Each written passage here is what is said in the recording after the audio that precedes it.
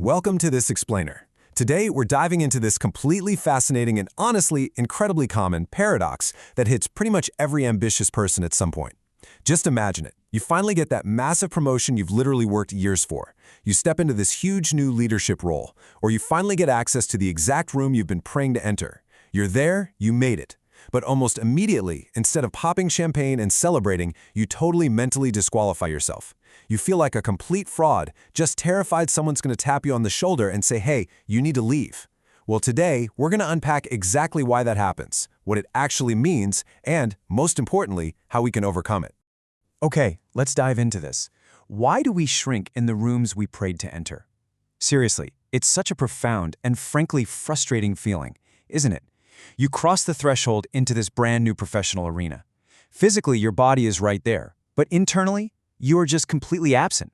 You stay quiet during meetings when you absolutely know you should speak up. You hesitate when you should take action.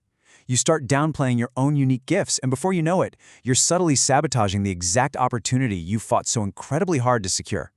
And, that brings us to a really stark reality. Access is not the breakthrough. So many of us are culturally conditioned to believe that simply getting a seat at the table is the finish line. Like, I made it, I'm done. But it's really not.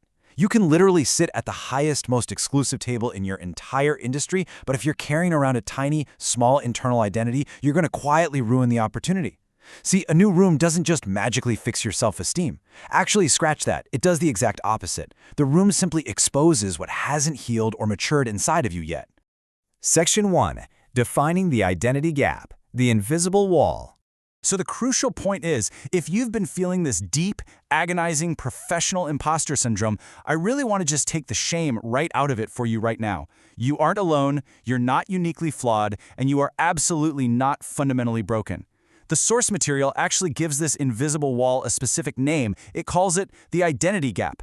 It defines this gap as the distance between your ultimate calling and purpose, or who God says you are, and who you have truly become convinced you are. If there's a massive space between those two things, man, you're going to struggle immensely. When your identity hasn't matured, a huge opportunity doesn't feel exciting, it feels incredibly intimidating. The problem isn't the room at all, it's this unresolved gap inside of you.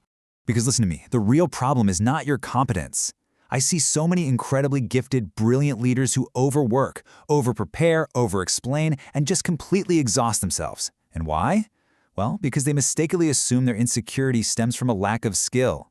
They think, hey, if I just work 80 hours a week and perfect every single presentation, I'll finally feel worthy. But you cannot outwork a bad internal belief. You're battling your own identity here, not a lack of capability. Section 2. Case Study, Reluctant Moses, the Ultimate Reluctant Leader. And this brilliantly illustrates the mechanics of the whole thing. The source points to a famous historical and allegorical case study, Moses. Whether you view this as straight history or a powerful allegory, Moses is literally the textbook definition of someone facing massive professional imposter syndrome when handed a monumental leadership task. Just look at the contrast here. The source highlights God giving Moses this massive, world-changing external assignment, lead an entire nation out of Egypt. I mean, that is huge, right? But what's Moses' immediate internal reaction? He doesn't ask for a strategic plan. He doesn't ask about supply chain logistics. His very first response is a pure identity crisis. Who am I that I should go? Faced with a massive calling, his mindset instantly shrank right down to focus on his own perceived inadequacies. But according to the text, how is that crippling self-doubt answered? With this quote, "I will certainly be with you." Notice what the author points out is totally missing here. God doesn't hand Moses a scroll listing out his leadership credentials, his past successes, or some polished resume. Nope, he answers Moses' deep insecurity simply with his presence. And the huge takeaway for us is that no one is expected to carry a massive assignment from a place of insecurity alone. You aren't supposed to have all the answers or feel perfectly flawless the second you step into the new room. Section 3. The Roots of Shrinking, Where the Gap Begins. So where exactly does this big disconnect come from? The source highlights three main culprits. First up, past experiences. When your past failures, rejections, or even just harsh criticisms start shouting way louder than your current truth, you're going to feel permanently unqualified. Second is comparison. Oh man, this is a fast track to shrinking. You step into a new role and instantly measure your day 1 against someone else's year 10. You end up focusing all your energy on their polish instead of just stewarding your own potential. And third, a lack of internal alignment. This happens when your external opportunities simply outpace your internal maturity. The environment around you changed, but your internal narrative, it stayed exactly the same. Section 4. A mentoring moment. The breakthrough shift. To really illustrate this, the source material shares this great story about a young leader who finally got invited to speak at a highly prestigious conference. For literally years, he had prayed for this kind of access and influence. He was finally in the room with all these deeply respected voices. But the exact moment he walked through the doors, insecurity just completely took over. He looked around, decided he totally didn't belong, got unusually quiet, and second-guessed every single word he said. During a break, an older mentor noticed him shrinking, walked right up to him, and asked him this profound question. Why are you trying so hard to earn a seat God already gave you? Just let that wash over you for a second. This is the absolute emotional climax of our explainer today. You do not have to exhaust yourself proving you belong in a room you're already sitting in.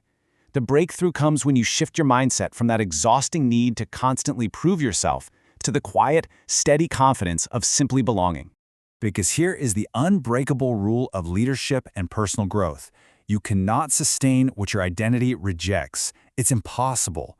If you're constantly asking for more influence and bigger rooms, but deep down you feel like an absolute fraud who is unworthy of them, it creates this violent tension. And eventually, your internal identity is going to act exactly like gravity, pulling your external life right back down into alignment with those self-limiting beliefs.